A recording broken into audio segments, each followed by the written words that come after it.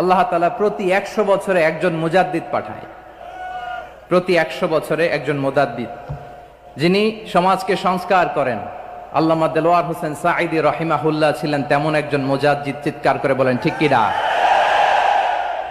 উনি শিরক বিদআতের আস্তানাকে তছনছ করে দিয়েছেন, তাওহীদের বাণীকে সমুন্নত করেছেন, গণমানুষের কাছে তাফসিরুল কোরআনকে জনপ্রিয় করেছেন।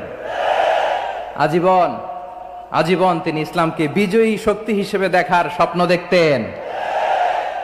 এত প্রাঞ্জল ভাষা, এত চমৎকার আধুনিক প্রেজেন্টেশন, গণমানুষের কাছে কোরআনের তাফসিরকে এভাবে জনপ্রিয় করে তোলার মতো ব্যক্তিত্ব আল্লামা সাঈদী ছাড়া দ্বিতীয় কেউ এই বাংলার ভূখণ্ডে নাই। এই যে তাফসিরুল কোরআন, এই যে টার্মিনোলজি, এই টার্মটাই উনি আসলে জনপ্রিয় করেছেন। আমরা আগে জানতাম না যে এভাবে তাফসির করা যায়।